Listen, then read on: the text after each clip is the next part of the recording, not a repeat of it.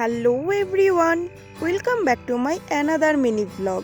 বেশ কিছুদিন থেকে লক্ষ্য করছি কয়েকটা বাবুই পাখি না ঘরের কোনায় কোনায় ঘোরাফেরা করছিল, হয়তো বাসা বাঁধার চেষ্টা করছে। সেদিন দুপুরবেলায় বুনু এসেছিল, আর আসার সময় দেখো সবার জন্য মিশালি নিয়ে এসেছিল। লাস্ট 2-3 দিন থেকে তো বড় কাকা জল দিচ্ছে জমিতে মেশিন দিয়ে কুয়ো থেকে। আজকেও দেওয়ার ছিল, বাবাও বলছিল যে আজকে জমিতে জল দেবে, তো সে কারণেই মেশিনগুলো সব সেট করছিল। আর এদিকে দেখো কাকা কয়েক বস্তা আলু তুলেছিল, সেগুলো তো এমনিতে ধুতে গেলে প্রচুর সময় লাগতো, আর জলও তুলতে লাগতো প্রচুর।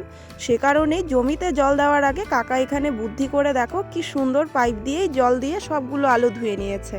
কাকার সাথে সাথে তো আজকে আমারও অনেক ফায়দা হয়েছে। আসলে গরুর জন্য আমাকে কুয়ো থেকে জল তুলতে হতো, আর আজকে তো পুরো পাইপ থেকে জল এনে চারি পুরো ভরে রেখেছে, মানে 2-3 দিন চলে যাবে, আমাকে আর কষ্ট করতে হবে না। আর ওই জলে দেখো বাগান পুরো ভিজে গেছে।